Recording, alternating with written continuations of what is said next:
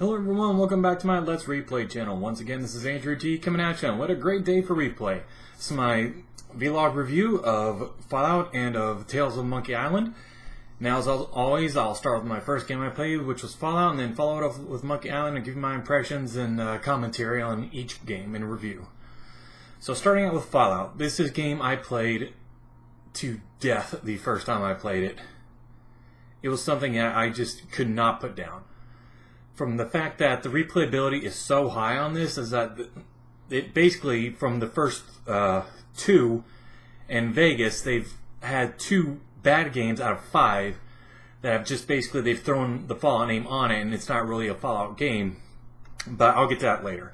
This is about the original. This is the OG, the original game of Fallout, a post-nuclear role-playing game, as it said on the box, from Interplay, and this was a piece of art.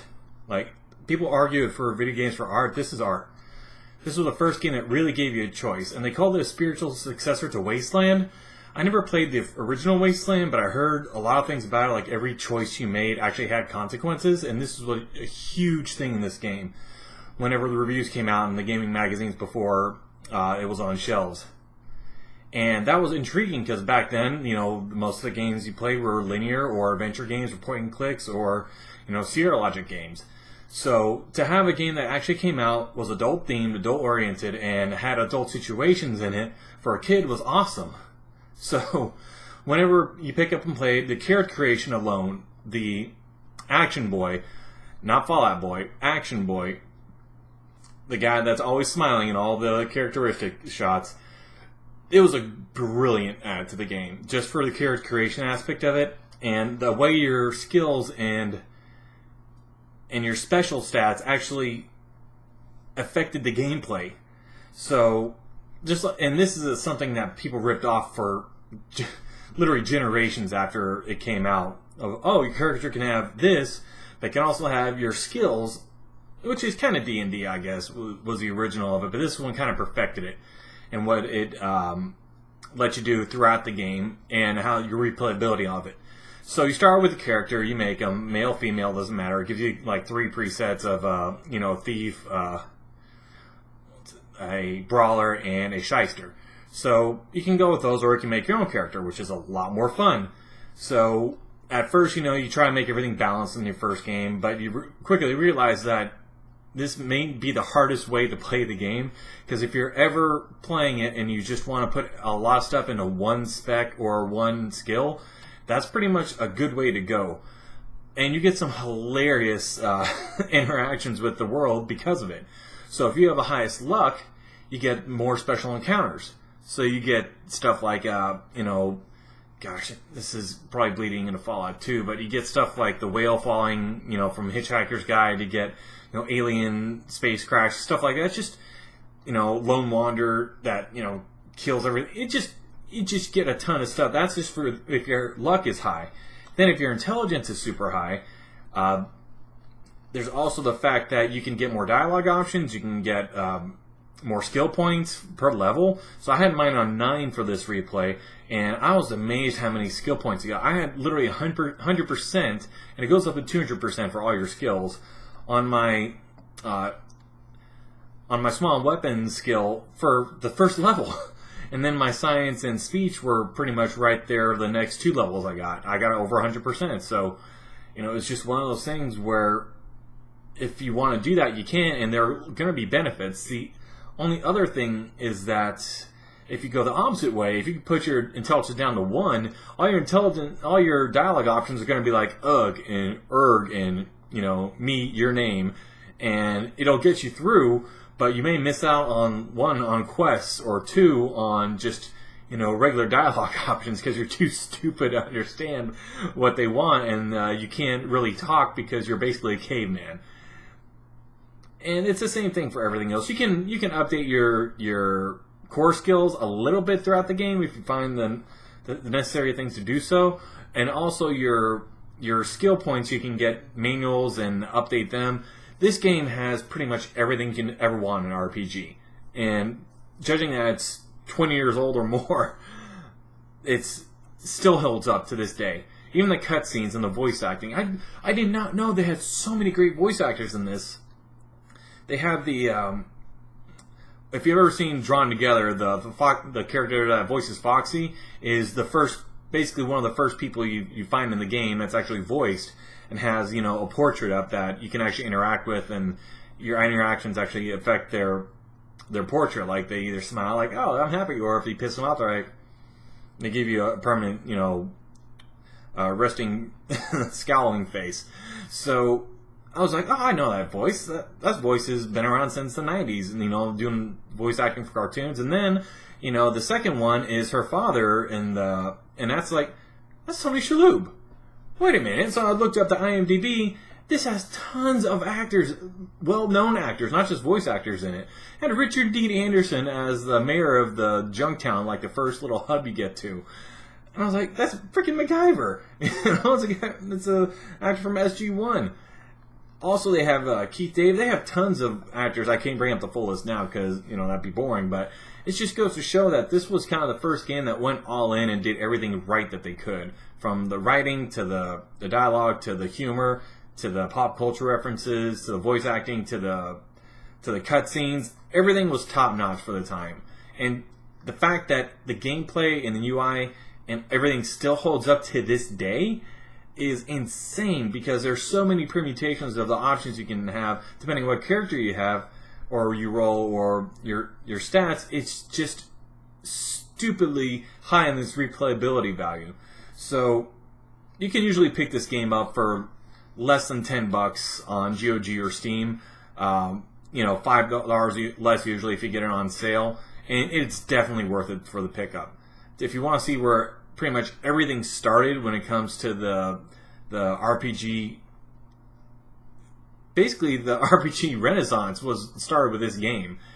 This was the first, and some would argue the best, and its sequel is pretty high up there too, of how RPGs were meant to be done and meant to be played, and how much choice it actually gave you. So, like I said, I love this one. It's one of my all-time favorites. The second one is just as good. Consider it came out a year later. I was blown away. And then the third one that was done by Bethesda, it was definitely keeping in the vein of it. But it, in order to quote Adam Kovac, Skyrim with guns is pretty much the way they did it, because the map layouts for every little dungeon you go in or area is pretty much the same as Skyrim. So, and then the fourth one's just garbage. I did not like the fourth one at all. It's not even an RPG. It's just a FPS with dialogue options that don't really affect the game that much, other than yes or no. So, and New Vegas, I actually downloaded and installed Fallout 2 in New Vegas as soon as I beat this one, because New Vegas is by far the best modern Fallout they could have done. And I'm really sad that they didn't go with that studio for Fallout 4, the official Fallout 4, because they did everything right with that game. Anyway, getting off track here. So anyway, to give a final score for Fallout, for replay score, I'd give it a 9 out of 10, just because it is older. It's not AAA. It's not like it's a couple years old, but it is one of the best for replayability, for the price for how many options you get, for the dialogue options, for the ways you can finish every quest, multiple options, just the lore, the writing, the voice acting, the graphics for their time still hold up. I can't give it a perfect 10 out of 10 because there are some flaws in it when it comes to some of the quests. You can get bugged when it comes to, oh, you have a quest here, and then I went back to talk to the guys, like, do you have it? I'm like, no. And then they're like, all right, well, go get it. Then I'm like, I didn't even do anything like that the first time. So I don't even have a question in my journal for it. So it's not perfect. It's darn near, though. So if you have the money and you have just the inclination to just pick up a game that you just pick up and put down and it runs really fast on any modern PC, I'd say do it. And I haven't even gotten to the combat for it yet, because you crank up the speed in the combat and the movement, and you can get anywhere in the map pretty fast, so you're not plodding along like games like Jagged Alliance or Jagged Alliance 2, where you see every bullet cross the screen. If it misses, you see it go off the screen. So, yeah, I give it a 9 out of 10. Definitely pick it up if you haven't already, if you're a fan of the genre or of RPGs in general. So, going on to the second game, in stark contrast to this one, I got Tales of Monkey Island. Got all 5 episodes, and I'm kind of sorry I did. Even though it was so cheap, it was on sale. I think it was like $4.99 on GOG that I got it. And that's for all 5 episodes. I still think for $1 an episode, I may have overpaid.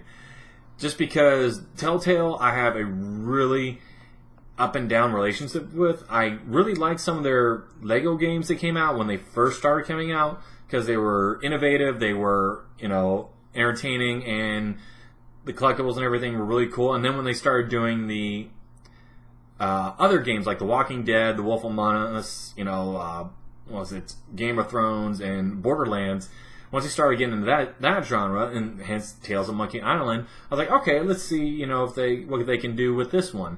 And this seems like more of the same, actually. It's really easy to see that, and if you've ever played any Monkey Island games before, that the humor is kind of quirky, and if you like that kind of humor, you'll see a lot of it throughout the series, because they really don't change their jokes all that much. Guybrush is still the geeky hero that tries to be a mighty pirate, and to say that this is supposed to be like the 4th game in the franchise, or 3rd or 4th, and they're still reusing jokes from the first one, it kind of lets you know that it's not a running gag anymore. It's just kind of sad, because the character shows no growth from the first one, and I'm like, okay, I've seen this before. He's a bungling idiot. He never gets anything right, and it's really hard to empathize with him, because he's so stupid, and he hasn't got any better. Usually throughout the progression of 4 or 5 games, your character becomes at least a little, if he's an idiot at the first one, he becomes a little bit more capable, even though he basically saves the day every single series. It's so convoluted the way he gets there, and if you had to look at it, it mostly would be by luck other than just skill. It's kind of like, oh, not this again. Pick up this, combine that. If it's not something that's intuitive, you just gotta combine inventory or combine items through however many combinations there are until you get to the one that actually has the right the correct option. So the correct answer for whatever problem you're dealing with. So, like, even in the tutorial I played, and I was just like, I gotta stop after that. I don't care about the credits. I just want to get out of there. It was just not worth it to me to keep playing the game, and I immediately uninstall it afterwards. And I'll tell you straight up, if I like a game from the beginning, if I've never played it, that I'll usually play it a little bit afterwards and then get this video out. Well, Fallout I played for another couple hours, I think 3 or 4 hours after I did the video, and I actually got pretty far in it, just because I kind of remembered all the quests and everything like that. But for this game, I did not feel any inclination to keep on playing it. Maybe if I played everything else in my library and didn't want to buy anything else more, I may be able to go through it just to kind of see, the quirky humor and dialogue options. But when it comes to that, for the score, I'd have to give it a 4 out of 10, just for the fact that, even though the price is low, even though it's, nostalgic and LucasArts and the voice actors are still the same ones, it does not hold up. It's the same stuff rehashed over and over again. The control for the mouse where you hold it down and you have the little wheel of where you can go, I'm like, why can't they use the arrow keys or, point and click? I mean, it's not like well, yes, the screen was moving a little bit because you're on a ship, but it's not like it was moving that much. And I just think it was a waste not to use the arrow keys to get around and then your mouse to kind of, highlight everything that you wanted to interact with. So once I saw the way they were going, I'm like, no, I'm not doing this again. I grew up with these type of games where you get all these inventory items, and eventually once you get past like 4 or 5 in your inventory, you don't know what the heck to do with all of them, and you don't even know if they're relevant to what you need in the future. It just becomes a thing of, oh gosh, I have to look up a walkthrough, and I have to basically follow that to the end of the game just to get it over with, rather than, oh, this is intuitive, I can play this, and it's kind of fun to figure it out. It's like, no, it's not fun.